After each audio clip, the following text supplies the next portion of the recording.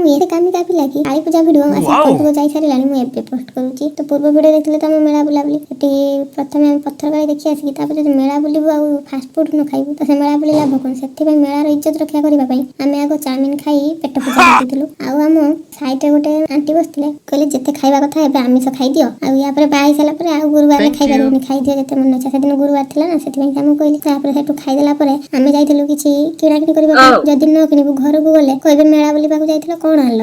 ତାପରେ କିଣାକିଣି କରିସାରିବା ପରେ ଆକୁ ତା ରୁମ୍ରେ ଛାଡ଼ି ଦେଇକି ଆମେ ବାହାରିବୁ ଘରକୁ। ଇଏ ସିନା ଗଲେ ତା ରୁମ୍କୁ ୟାର ଯିବାକୁ ଇଚ୍ଛା ନାହିଁ। ଦେଖୁନାହାନ୍ତି ସେଦିନ ଏଇ ଏକୁଟିଆ ଥକିଛି ଚାଲେ ଜଲ୍ଦି। ତାକୁ ତାପରେ ତା ରୁମ୍ରେ ଛାଡ଼ିଦେଲା ପରେ ଯୋଉ କଥା ଭୟ ଥିଲା ସେଇଟା ହିଁ ଘଟିଲା।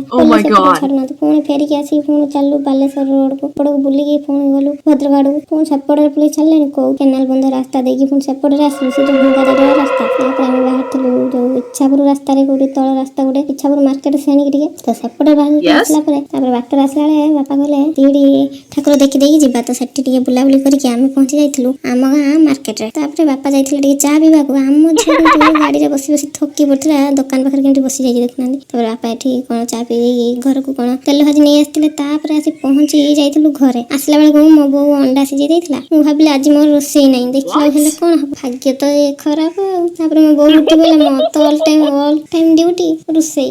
ଯାଉଛି ରୋଷେଇ କରିବି ଥକାରେ ଆଉ ରାତିରେ ଆଉ ଖାଇ ହବନି।